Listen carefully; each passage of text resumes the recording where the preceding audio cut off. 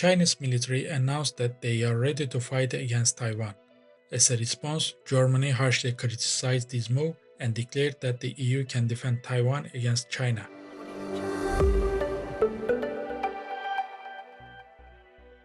The Chinese army conducted 3 days of extensive combat exercises near Taiwan that replicated the isolation of the island in response to Taiwan's president's visit to the United States.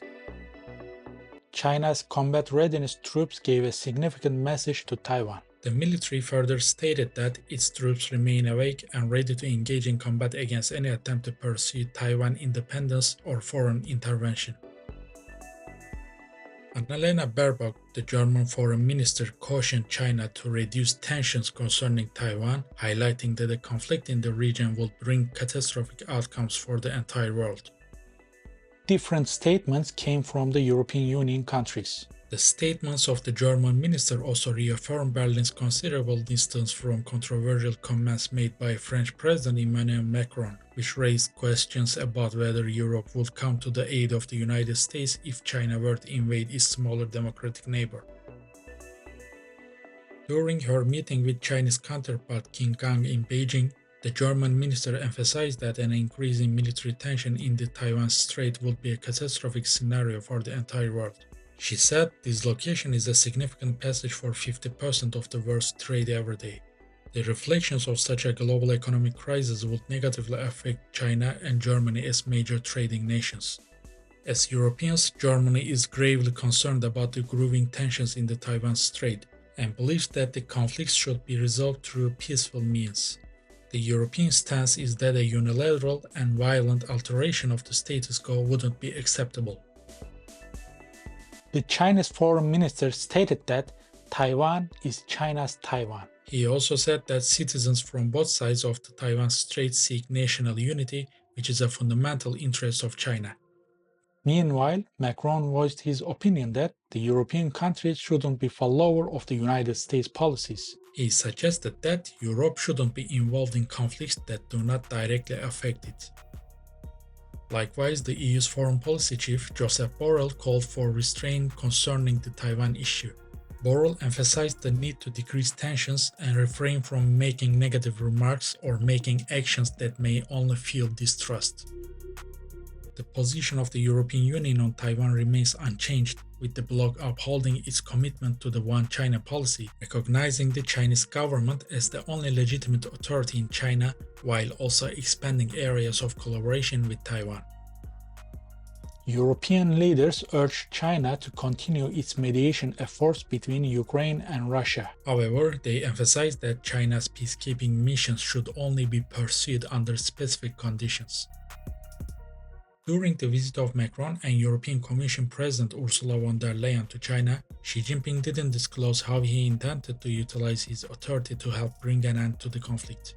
Instead, he acknowledged that all sides have security concerns, and he emphasized the need for resumption of peace talks as soon as possible. The Chinese minister also recommended Germany not to be excessively critical about China's policies. That policy will be announced within this year, and it contains a significant hardening of Berlin's position towards Beijing. He stated that strategic misunderstandings or misjudgments must be avoided since China and Germany are partners, not enemies. He also emphasized that if Germany is to establish a China strategy, it should be guided by the best interest of both nations. The recent exercises conducted by China around Taiwan were comparable to those held in 2022. During the exercises, China retaliated with missile strikes on targets in the waters surrounding Taiwan in response to a visit by former Speaker Nancy Pelosi. However, the most recent exercises were less extensive and less disruptive in comparison. According to military experts, the exercises performed by China were seen as a form of intimidation. It is also serving as a chance for Chinese troops to practice sealing of Taiwan by closing sea and air traffic. This is a vital strategic option that the Chinese military might utilize if they use military force to take control of Taiwan.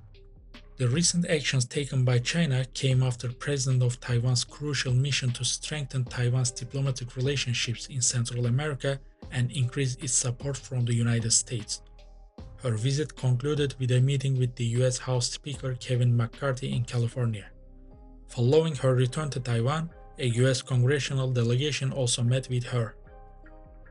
John Kirby, the spokesman for the White House National Security Council, repeated the Biden administration's position that the Taiwanese president's transit through the US and the congressional visit to Taiwan were not unusual. It is worth noting that the Taiwanese president had transited through the United States 6 times between 2016 and 2019. According to Beijing, interaction between foreign officials and the democratic government of Taiwan encouraged people of Taiwan who seek formal independence, a move that Chinese Communist Party claims would result in military conflict. Following a civil war in 1949, the two sides separated. The Communist Party maintains that Taiwan is obligated for reunification with mainland China, even if it requires the use of force. After Pelosi's visit to Taiwan, China responded with a show of military force, conducting missile strikes on targets in the waters around Taiwan, and sending warships and planes over the median line of the Taiwan Strait. China also launched missiles over Taiwan, which landed in Japan's territories, representing a significant escalation in the ongoing tensions. In recent years, China's military exercises near Taiwan have increased. They realized daily flights or naval missions towards the island, and the frequency rising in response to the sensitive events. After Pelosi's visit, the military activities have escalated, with Chinese fighter jets regularly crossing the median line.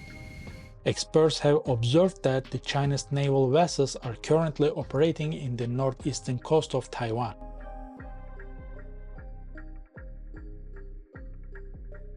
The Taiwan crisis will create new form of conflict between China and the Western countries in the coming future.